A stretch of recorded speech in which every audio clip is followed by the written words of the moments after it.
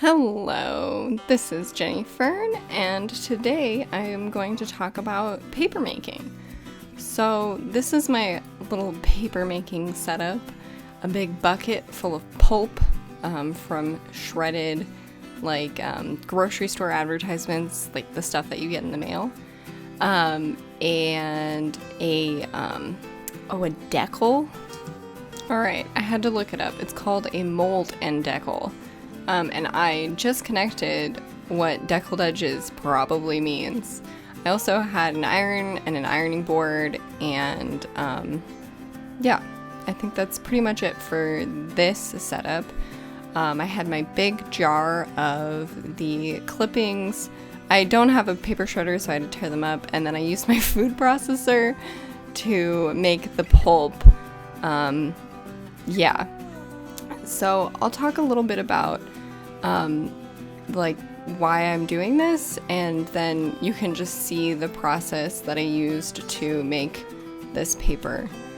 So I've wanted to make paper since I was a child, and for some reason I thought it was like this big, complicated, difficult thing to do, and then I just looked it up on a whim, and I saw that it was incredibly easy as long as you had a mold and decal.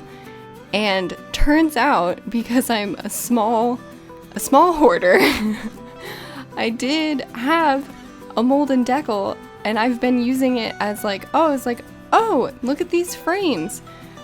Because where I used to work was like a crafty place, and it had a table of like free supplies that you could take, like people were trying to get rid of their stuff.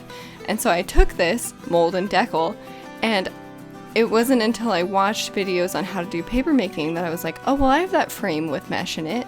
And then I was like, oh my god, that's what this is for. So then immediately I was like, okay, I've got to do this, got to watch some videos on how to do this. And I am so pleased with the results.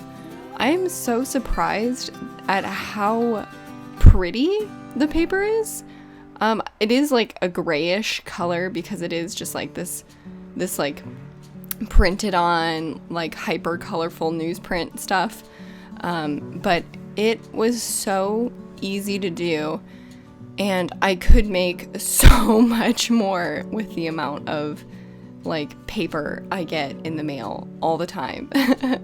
So yeah, the two main ways that I'm trying to handle all of this excess paper that I have is through compost, and I guess now through this paper making process. So that's exciting. I'm so stoked to be able to use this paper. It's like kind of fancy. It's like artisanal paper, you know?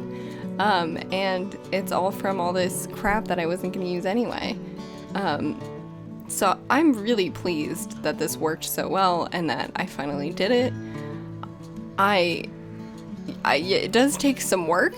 It takes quite a bit of time, but you can get really creative with it. I haven't gotten so creative. I did do a little bit of like flower petals, like you can see one of the flower petals, and I haven't actually used the paper yet. I'm so excited to do like a journal page with it. I think it'll be super cool to have these all bound together. I know how to do bookbinding, so like this is like the perfect craft for me to kind of dive into. I think one of the more challenging things is trying to get the paper off of the screen. It can go wrong, and you can tear it very dramatically, and you can also tear it less dramatically and then end up like, you know, being like, oh, is this paper good enough? So anyway, I'll show a little bit of this process. I know the lighting isn't as good because it's, you know, after work on a weekday or whatever. But here you can see kind of the whole setup. I'm kind of crouched in this little room and just trying to get out all of this water. I've heard that it takes like a lot of water, but I honestly don't. It's like not a ton of water. Like I didn't have to change out the water, and it's just the water in the bucket. So I thought it was going to be like super water intensive, but it's actually fine. Yeah, so I'm just pleased.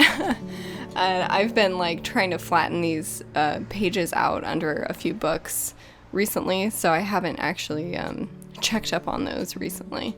But yeah, it gives this cool speckly pattern because it's not all the way like ground up, and I kind of love it. There's somewhere you can actually read like the whole words, and I think that's just so cool too.